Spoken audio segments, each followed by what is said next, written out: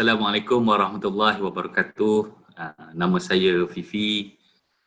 Bagi yang kenal tu Alhamdulillah, bagi yang belum kenal kita boleh kenal lah. Kemudian, okey, hari ni ringkas saya nak share sedikit satu topik berkenaan, tajuk dia Conventional Business versus Amway Business. Okey, apa yang saya akan share dan bercakap hari ni based on saya punya experience yang sedikit ni dengan perkongsian orang lain. Perkongsian orang lain yang saya share juga pada hari ini. Okey, pertama sekali conventional business. Apa tu conventional business? Conventional business ni adalah bisnes yang ada di luar sana.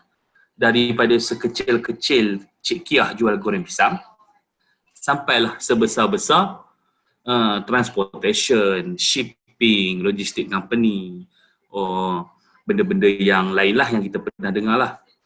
As long as ada trade, ada beli, ada jual ataupun servicing versus Amway. Amway ni kenapa kita tak sebut as a conventional business? Sebab Amway ni dia lain sikit pada lain. Sebab tu yang kena dengar ini saya nak share. Okey, pertama sekali saya hari ni ada 8 poin, 8 aspek yang saya nak share. Okey, yang pertama modal mula ataupun capital. Okey. Conventional. Name it, mana-mana perniagaan konvensional, hatta online punya perniagaan sekalipun, kalau anda nak jual apa-apa, modal mula anda agak tinggi. Tinggi tu as simple as 300-400 lah. Contoh kalau anda jual tudung, anda kena ada stok tudung. Stok tudung tak boleh ada 10. Sebab bila stok tudung anda 10, sebenarnya anda limit customer anda 10 orang je lah. Okey, kemudian hatta makcik Kiah yang jual goreng pisang tepi jalan pun, kalau dia cuba nak berjinak-jinak dengan bisnes jual goreng pisang, kemah saja dah 100 lebih, meja lagi, mana periuk kuali lagi. Okey, versus Amway. Amway kita punya modal permulaan hanyalah RM90. Dan RM90 itu pun ada money back guarantee. Bila sebut pasal money back guarantee ni, orang tak cakna ataupun orang tahu tapi orang sebenarnya tak ambil berat dan mungkin terlepas pandang. Apa tu money back guarantee? Money back guarantee ni dalam bahasa Melayu atau bahasa simple dia pulangan wang lah. Pulangan wang. Maksud dia macam mana ni kita nak buat bisnes, tiba-tiba ada pulangan wang pula kalau tak jadi atau tak nak buat dah. As simple as kita beli meja, payung apa semua nak berniaga tepi jalan. Katakanlah tiba-tiba satu hari kita rasa tak nak buat dah. Ataupun perniagaan went down. Contoh COVID sekarang ni kan, tak boleh berniaga. What happened? Benda tu dah memang kita beli, apa jadi? Sama ada kita boleh jual ke orang ataupun jadi modal lesap lah kan. Benda dah ada macam tu lah kan. Tapi dalam Amway, dengan modal permulaan sign up menjadi ahli RM90, kita Amway bagi masa tempoh kat kita setahun untuk kita try, untuk kita cuba sama ada kita nak terus buat ataupun nak terus pakai. Sebab dalam Amway ni bila orang sign up as a member, dia ada dua jenis je. Pertama, dia suka mengguna barang. Sebab bila dia suka mengguna barang, dia mengguna barang dengan agak banyak.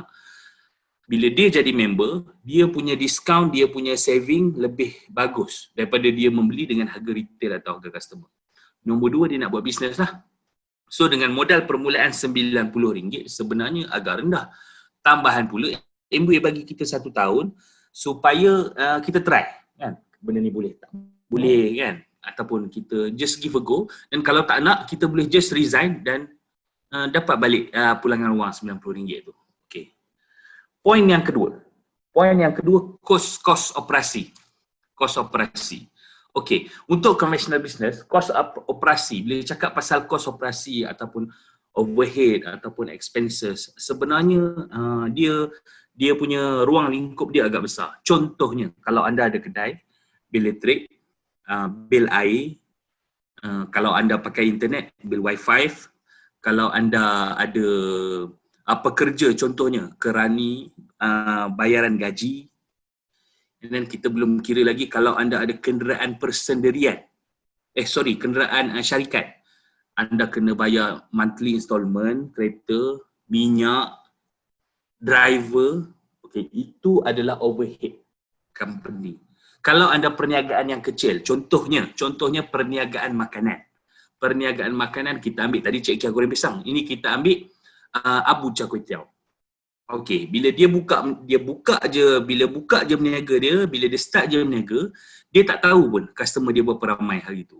Tapi mau tak mau, dia kena membelanjakan sedikit kos bahan mentah untuk membeli barang-barang masak. Contohnya udang, contohnya kuih tiaw. Mau tak mau dia kena beli. Okey. So, apa jadi kalau hari tu hujan sepanjang hari? Dia kena berkira-kira untuk cepat-cepat simpan barang basah dia. Sebab udang kalau duduk lama-lama luar, dah rosak, simpanlah macam mana pun, tetap rosak.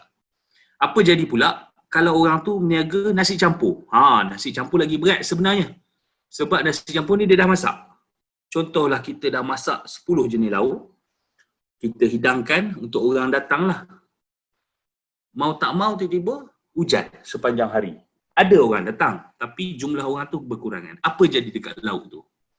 Kalau orang yang betul-betul ikut tata cara, orang yang pergi kursus pengendalian makanan, dia akan buang lah. Kalau yang tak, dia akan modify lah benda tu daripada ayam goreng yang dah terbiar lama, esok jadilah ayam masak kicap kan.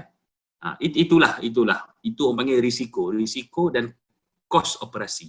Tapi dalam MW apa kos operasi dia?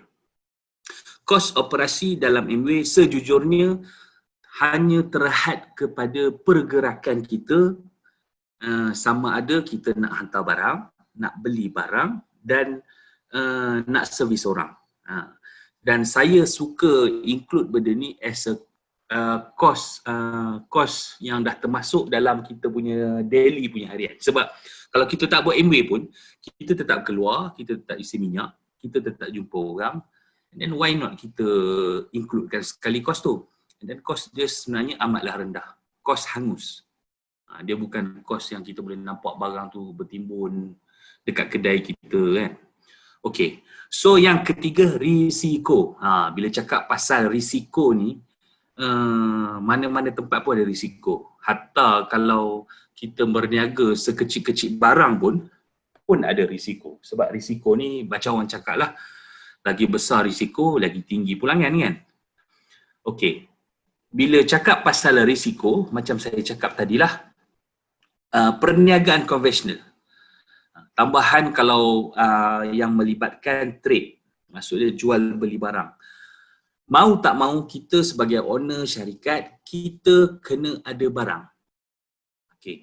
Dan apa jadi kalau barang kita tu tak terjual, modal terbenam. Dan kebanyakan orang bisnes sama ada slow down ataupun gulung tikar bukan disebabkan dia tak nak berniaga dah apa, tapi disebabkan modal running dia tak cukup. Sebab modal terbenam dah banyak. Contohnya lah pengalaman saya sendiri. Saya pernah ada, dah sampai sekarang ada lagi lah, saya pernah ada perniagaan apam balik. Dengar apam balik orang macam apam balik je.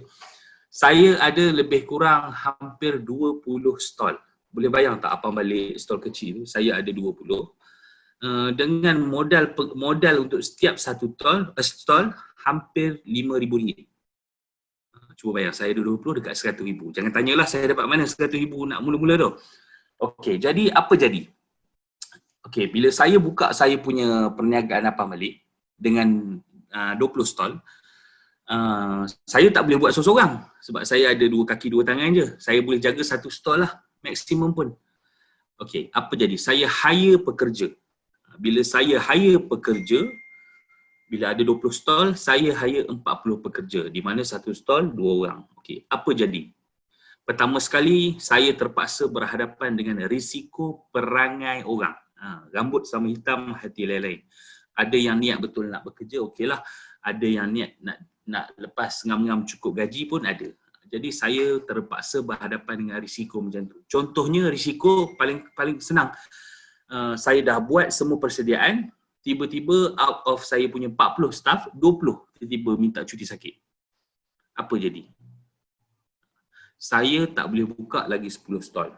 Okey. Sama juga, saya juga pernah berkecimpung dalam perniagaan gunting rambut.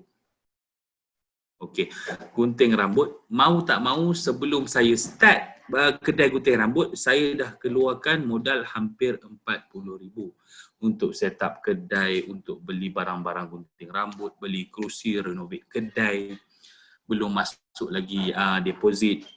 Jadi dekat situ modal saya dah terbenam hampir 40,000 dan saya sampai sekarang saya masih belum orang cakap belum balik modal lagi pun. Untung dah ada tapi belum balik modal lagi pun. Okay. So dekat situ antara risiko-risiko yang saya kena hadapi. Jadi bila main pasal conventional business ni, banyak lagi risiko-risiko yang kita kena bear. Contohnya risiko bila berhadapan dengan perkongsian lah, partnership. What happen bila partner kita angkat kaki, tak nak buat dah. What happen bila partner kita dah tak nak buat ni, buat benda lain pula. Kan? Apa jadi dekat kita? Okey, itu antara risiko-risiko yang kita kena tanggung lah. Okey, dalam Amway, apa risikonya? Okay. Saya bagi contoh, dalam Amway ada risikonya. Cuma anda sendiri boleh classify lah risiko ni, risiko yang macam mana. Risikonya macam mana? Contoh anda ada satu barang dan anda nak share dekat orang. Jadi anda pergi dekat dia, risiko dia ada satu je. Risiko dia, orang tak nak beli barang. Itu je risiko dia. So, anda ada rugi apa-apa? Hampir tiada. Mungkin anda rasa anda rugi masa, tapi itulah masa anda untuk training. Kan? Untuk bercakap dengan orang. So dalam Amway ni, risiko betul-betul dalam bisnes ni, when people say no je. Dan pada saya itu bukanlah risiko. Itu adalah kita punya training ataupun kita punya practice dalam kita punya bisnes. And then when it come to barangan, sebab Amway ni dia product based business, Amway tak perlu kita nak stock up barang banyak-banyak. Amway tak perlu untuk kita beli barang banyak untuk jual. And then Amway tak ada cost. All the staff Amway yang hire, all the research, R&D Amway yang handle, kedai Amway handle, pekerja pun Amway handle. Dan macam mana dengan kita? Kita betul-betul cari find customer and then find kita punya bina kita punya group dan pembelian pun, even pembelian pun sekarang kita dah seiring dengan Industry Revolution 4.0, kita boleh berbuat bisnes daripada rumah. Tak perlu nak pergi kedai, tak perlu nak hantar barang. Kita just order from Amway dan Amway hantarkan. Amway dia ada logistik partner dia sendiri. So dekat situ risiko untuk kos operasi lah, risiko kos operasi kita sangat rendah. Sebab kalau nak cakap pasal bil elektrik dan bil air, kalau kita tak buat MBA pun kita still bayar bil elektrik dan bil air kan. Okey, yang nombor 4, pendapatan. Okey, pendapatan. When it come to pendapatan, pertama sekali conventional business ni dia ada satu je lah pendapatan. Obvious satu pendapatan. Contoh kalau anda gunting rambut, pendapatan anda hanya melalui gunting rambut.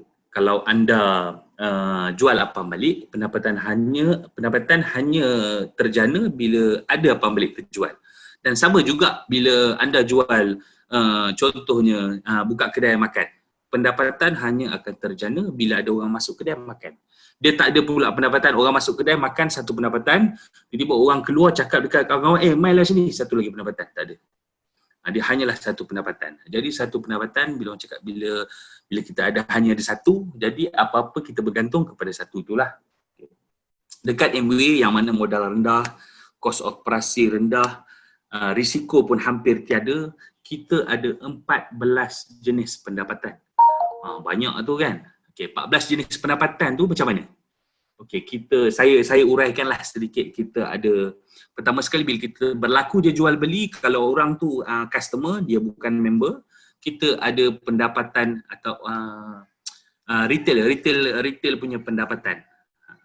Untung runcit kita. Yang kedua, kita ada pendapatan bulanan. Lepas tu kita ada pula pendapatan tahunan. Lepas tu kalau anda berjaya-jayakan orang, bantu orang lain, kita pula ada pendapatan leadership bonus ataupun bonus kepimpinan. Lepas tu kita ada pendapatan kedalaman ataupun depth bonus. Dan banyak lagi lah. So dalam Amway anda boleh dapat semua jenis pendapatan tu as long as kita istiqamah dalam bisnes. Okey, yang tu yang nombor 4. So nombor 5. Nombor 5 ni saya tertarik sebab saya dengar ramai dan rata-rata orang bagi tahu benda ni mustahil. Okey, contoh saya bagi tahu Yang nombor 5 ni dia punya point dia adalah pencen. Sebab bila come to pencen, hanya orang, kalau skop kita kecilkan skop di Malaysia, hanya orang yang bekerja di badan kerajaan atau badan berkanun sahaja ada pencen. Kalau yang kerja dengan private, dia ada EPF lah, swasta. Itu pun duit sekaligus yang dibayar pada hujung umur. Tapi dalam Amway, kita ada pendapatan pasif atau pencen. Berniaga ada pendapatan pasif atau pencen. Boleh bayang tak?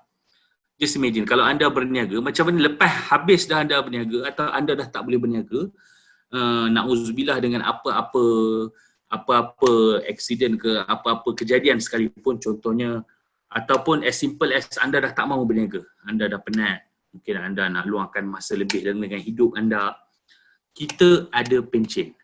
Dan ramai juga orang tanya, macam mana dalam Amway boleh ada pencen? Kan? Apa bezanya Amway dengan bisnes lain? Kita still jual beli barang.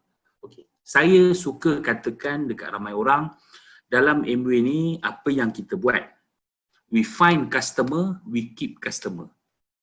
Kita bukan buka kedai runcit, which is kita orang masuk, kita layan-layan dan keluar. Okay. Dalam Amway kita find customer, we keep customer. Maksud dia apa? Kita jual sekali, kita dapat banyak kali. Macam mana tu? Okay, let's say saya berjumpa dengan satu prospek nama dia Mahathir. Saya cakap dekat Mahathir, saya suggest lah, Mahathir, saya ada benda nak share kan. Saya ada benda nak share pasal contohnya, saya ambil sesimpel mungkin barang, ubat gigi ataupun toothpaste. Okay, saya ada nak share, saya tunjuk sedikit. Saya share lah dia punya knowledge and then dia punya facts and then saya mungkin tunjuk sedikit demonstration dan Mahathir suka. Mahathir kata okey, dia nak try. So berlaku penjualan. Okey, saya dah berlaku penjualan dan Mahathir try dan after 3-4 bulan ubat gigi Mahathir, toothpaste Mahathir ni habis. What happened? Adakah perlu saya datang dekat Mahathir sekali lagi nak terang semua benda tu? Ataupun Mahathir boleh just call ataupun dia boleh beli online sendiri. Atau dia boleh masuk walk in kedai beli sendiri. So dekat sini Amway reward kita berdasarkan kerja pertama kita introduce barang to the customer. Okay, macam mana nak dapat pencen? Pencen ni tak adalah kita jual ubat gigi satu tu dapat pencen kan? Okay, pencen ni dapat bila kita dah cukup introduce orang. Let's say kita ada 1,000 orang, 2,000 orang yang pakai barangan harian. Sebab Amway dia punya produk base dia betul-betul cover kita punya head to toe and then from the front door to the back door. Kan? Sebab saya suka cakap, kita buat ke tak buat Amway, kita cakap ke tak cakap Amway, orang tetap beli barang. So alangkah bagusnya kalau kita boleh direct pembelian ataupun habit belian orang kepada kita, kan? And then kita ajak dia orang buat benda yang sama. Okay, so what happen bila you dah ada group yang besar 1,000 ke 2,000 orang yang membeli dan memakai barang yang sama. So apa-apa jadi dekat you ataupun you dah tak nak buat bisnes, dia orang still pakai barang. So dekat situ where kita punya income generated. Kita kena ingat sebelum ni kita beli barang harian kita dekat local punya supermarket ataupun local punya kedai. Contohnya kalau ada Maidin berhampiran dengan kita, mungkin kita dah membeli belah dekat situ hampir 10 tahun. Kalau ada Aeon dekat situ, mungkin kita dah membeli belah dekat Aeon tu hampir 10 tahun. Kan? The same goes to Amway. Kita nak tukar habit belian orang daripada supermarket yang terdekat dengan kita. Okay, next. Seterusnya masa. Bila come to masa ni, when it come to conventional business, sebenarnya masa ni saya tak boleh nak cakap banyak sangat sebab bila come to conventional business ni, masa yang perlu dilabuhkan dalam conventional business ni pertama sekali kita mesti ada certain waktu operasi kita lah. Contoh kalau kita meniaga kedai makan, kita tak boleh buka kedai makan pukul 2 pagi sampai 6 pagi. Mungkin boleh 24 jam, tapi customer kita akan terhad lah. Ataupun kalau kita buka, let's say kita meniaga, kita ada kedai yang menawarkan servis, contohnya printer, kita ada kedai cetak, kita ada kedai baju, kan? Kita ada kedai makan, kita ada kedai yang mungkin menawarkan servis delivery. Kita punya masa terhad di antara waktu manusia aktif, contohnya daripada pukul 8 dan sampai 10 malam. Okay. And then bila kita buat conventional business ni, sebab business tu rely on kita, jadi even the boss pun sendiri perlu laburkan masa yang banyak. Okay. Dalam Amway, bila cakap pasal masa, saya suka bagi tahu dekat orang, Amway ni untuk buat Amway, you tak perlu berhenti kerja, you tak perlu berhenti buat apa yang benda yang you tengah buat sekarang. Let's say kalau you ada conventional business lain, Amway ni just you masukkan dalam hidup you seharian, kan? Sebab bila kita orang cakap full time Amway. Bila cakap full time Amway tu bukanlah berhenti kerja lain, tak perlu buat kerja lain. Cuma you punya fokus 24 hours dekat Amway. As simple as pukul 3 pagi kalau orang tanya pasal produk pun you boleh jawab. Sebab kalau dalam Amway kedai kita di Mula. Kita versatile. Contohnya sekarang kalau you ada di Perak, you boleh buat bisnes Perak. Katakanlah satu hari wife you berpantang di Kuantan, Pahang, you just simply boleh pergi ke Pahang dan tak perlu risau sebab you boleh buat bisnes di Pahang. Sebab kita punya nature business adalah dengan orang. Jangan pergi tempat tak ada orang lah. Kalau pergi tempat tak ada orang, itu memang tak boleh tolong lah. So dekat sini kita tak ada time restraint dalam Amway. Jangan pergi, melainkan kalau ni lah untuk berjumpa orang apa semua, janganlah berjumpa awal pagi, kan. Okay, next.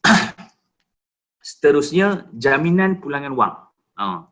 Macam saya dah sebut sebenarnya money back guarantee ni daripada awal tadi, jaminan pulangan wang. Jaminan pulangan wang ni pun sebenarnya satu point yang mungkin agak sensitif untuk pemilik conventional business di luar sana, termasuk saya lah. Bila kita buat conventional business, pertama sekali adalah hampir mustahil untuk kita offer money back guarantee. Contohnya kalau let's say kalau ada kawan kita Mahathir, dia buka kedai komputer lah, dia kata dia buat satu banner dekat luar, dia kata okay, siapa-siapa masuk dalam ni, siapa yang tak puas hati dengan saya punya PC, dia punya speed and then keselesaan saya punya cyber cafe, anda boleh bagi tahu dekat saya dan saya return balik duit anda. Ataupun as simple as Makcik Kiah jual goreng pisang atau nasi lemak tepi jalan, dia buat banner, mari beli saya punya makanan, saya punya nasi lemak, saya punya goreng pisang, kalau tak sedap pulang balik saya return duit. Dia money back guarantee as simple as that. Ataupun kita offer service, macam contoh gunting rambut. Okay, saya gunting rambut anda, katakanlah hasil kejadian selepas saya gunting tidak memuaskan hati, anda tak perlu bayar. Dan macam-macam lagi. Tapi dalam Amway, kita offer money back guarantee terhadap hampir semua produk kita. Kan? Macam mana money back guarantee dalam Amway ni? Money back guarantee ni dia bukan terhad kepada money back guarantee saja. Dia merangkumi satisfaction guarantee ataupun jaminan kepuasan hati.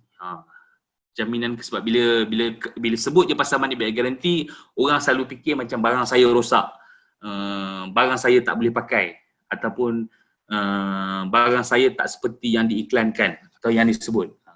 Dalam Amway ni dia cover sekali satisfaction guarantee. Satisfaction guarantee ni macam mana? Let's say you beli lipstick artistry, kita beli online lah ataupun kita walk in kedai, kita just sebut kita nak lipstick ni, kita balik, kita apply kat kita punya lips, kat kita punya bibir, warna tu tak kena dengan kita. Itu bukanlah product defect.